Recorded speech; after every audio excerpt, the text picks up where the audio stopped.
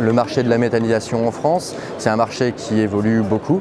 Aujourd'hui, on est sur un marché un peu plus tendu avec des tarifs d'achat, que ce soit d'électricité ou du biométhane, qui ont baissé et qui sont sur une tendance à la baisse. Il y a vraiment des typologies de projets encore faisables qui se recentrent d'ailleurs sur l'élevage, sur le modèle français de la méthanisation que l'on veut et que l'on prône. Alors à Agricompte, nous avons 170 installations en service en France qui se répartissent entre la cogénération, notre cœur de métier historique, et puis l'injection qui est maintenant finalement un nouveau marché encore assez jeune. Alors les prérequis et les points de vigilance quand on a un projet de méthanisation, c'est avant tout savoir si on a la matière pour alimenter l'unité. C'est primordial pour le porteur de projet, il ne faut pas prendre de risques à vouloir faire trop gros, ne pas avoir les yeux plus gros que le ventre. Ne pas faire trop petit pour ne pas se couper l'herbe sous le pied si on veut évoluer un jour.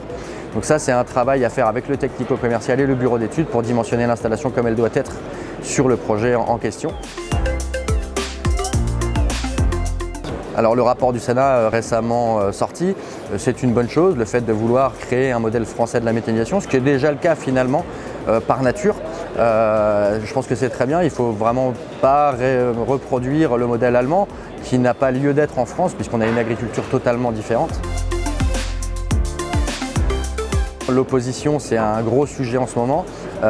Justement, le fait de vouloir faire un modèle français et de vouloir un petit peu durcir les normes sur la méthanisation, ce sera une bonne chose pour répondre encore mieux à ces opposants qui ne sont pas totalement au fait sûrement de ce qu'est une unité de méthanisation, de ce qu'est une installation classée pour l'environnement, alors qu'on en a tous à côté de chez nous, notamment les stations-service.